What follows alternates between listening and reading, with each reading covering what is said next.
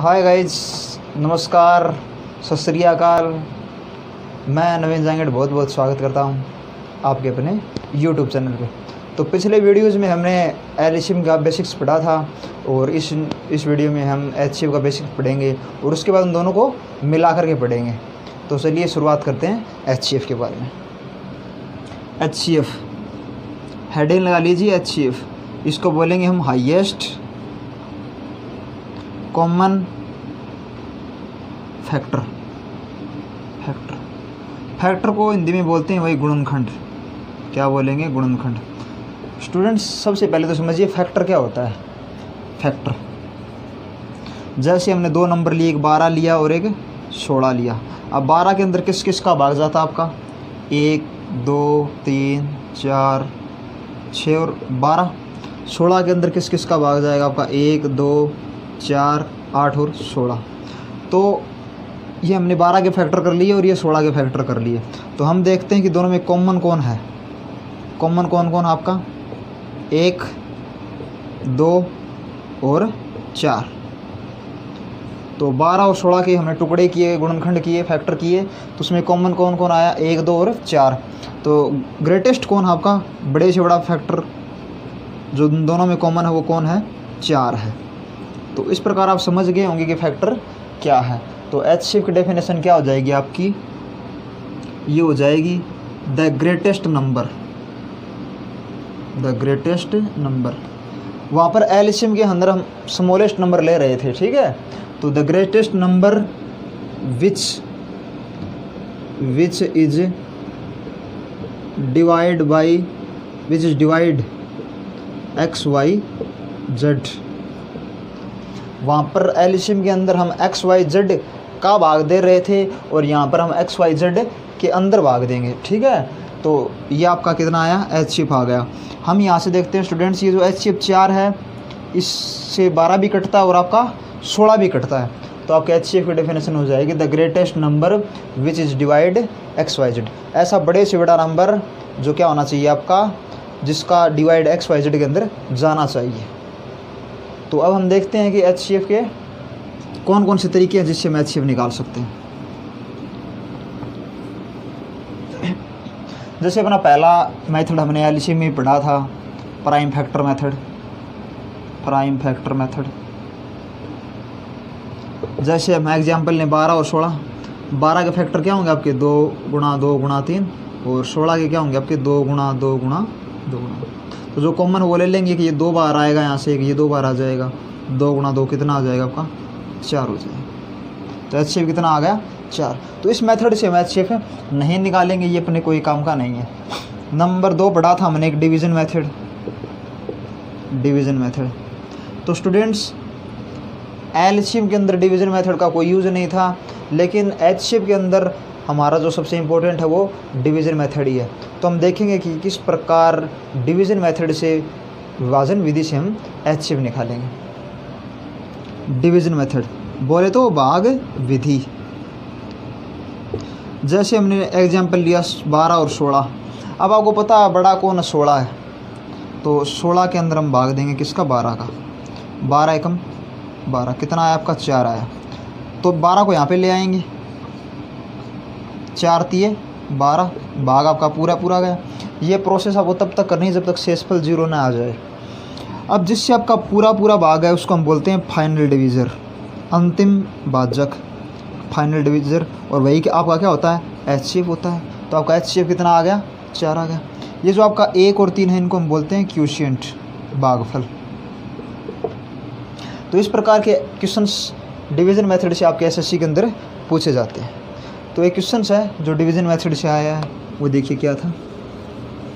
SSC में पूछा गया है,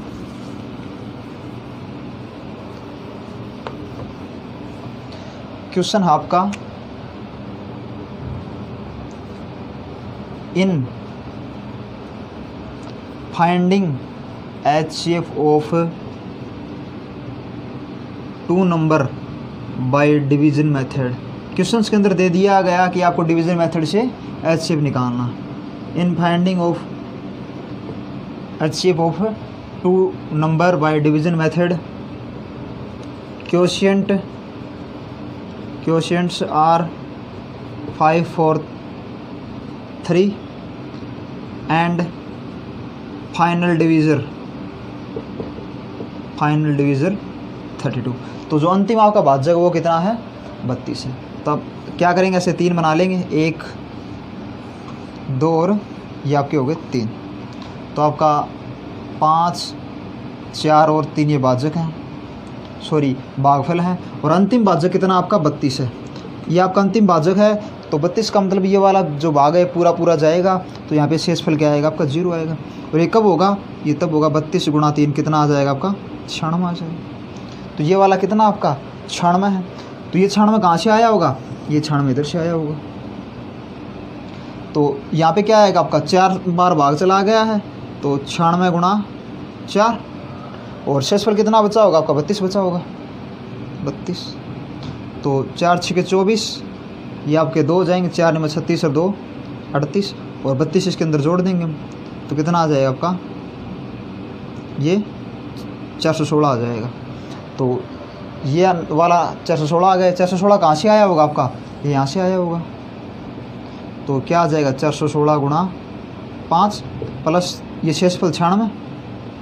तो ये आपका कितना हो जाएगा, कितना हो जाएगा 96 इसके अंदर हम जोड़ देंगे, 16 5 80। तो कितना आ जाएगा आपका, ये 2176 आ जाएगा। तो आपके नंबर कौन कौन से हो जाएंगे, 2176 और 416। तो इन दोनों का अगर HCF हम डिवीज़न मेथड से निकालेंगे तो आपका फाइनल डिवीज़र 32 आएगा और जो भागफल कितने आएंगे 5 4 3। दोबारा देखिए आप इसको, फाइनल डिवीज़र 32 दे रखा, तो इसका मतलब आपका जो भाग है पूरा 32 से गया होगा। तो शेषफल 0 बचना चाहिए और भाग 3 बार गया तो 32 3 कितना हो गया 96।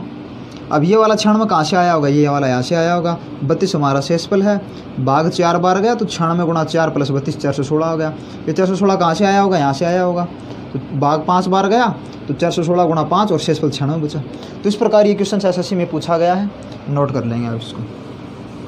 उसके बाद हमने LCM में 3 मेथड पढ़े थे LCM निकालने के, और जो हमारा तीसरा वाला जो मेथड था वो बहुत ही इंपॉर्टेंट था।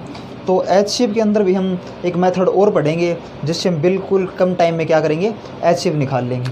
नंबर 3 है आपका, जैसे कोई एग्जांपल लिया हमने A और B, तो हमने माना कि इनका एलसीएम कितना है, इनका एलसीएम HCF कितना है 15 है। तो ये जो दोनों नंबर हैं ये A भी आपका 15 से कटेगा और B भी क्या होगा आपका 15 से कटेगा। दोनों नंबर आपके 15 से कटेंगे, या हम ऐसा कर सकते हैं कि दोनों नंबर्स के अंदर आपके 15 का भाग पूरा जाएगा।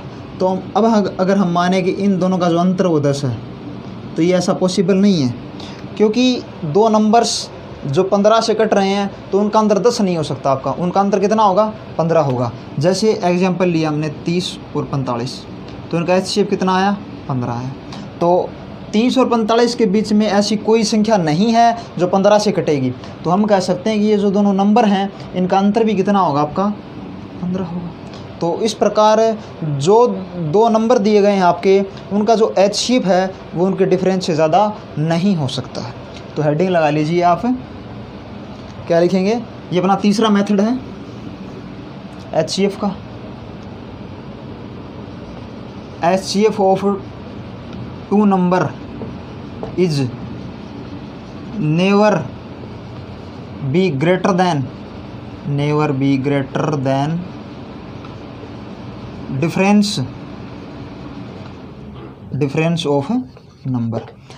HCF of two number is never be greater than difference of number. जो आपका HCF है, जो दोनों नंबर्स आपको दिए गए हैं उनके जो डिफरेंस उससे ज़्यादा नहीं हो सकता है। या HCF में बी डिफरेंस ऑफ नंबर और डिफरेंस ऑफ फैक्टर। जो आपका HCF है या तो वो उन दोनों नंबर का डिफरेंस होगा, उन दोनों का अंतर होगा, या फिर जो उनके अंतर का कोई ना कोई फैक्टर होगा। जैसे हमने लिया 12 और 16, तो इनका HCF कितना आएगा आपका, इनका HCF आएगा आपका 4, और इन दोनों का अगर हम अंतर देखें तो वो भी कितना है आपका 4 है।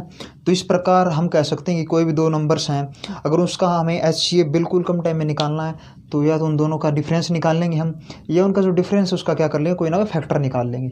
जैसे एग्जाम्पल के लिए लिया हमने 34 और 32, तो इसका HCF कितना आएगा आपका, इसका HCF आएगा आपका 8, और इन दोनों का अंतर भी कितना है, 8 है। तो इस प्रकार आप कम से कम टाइम में HCF निकाल सकते हैं। तो उसके आगे क्वेश्चंस देखते हैं।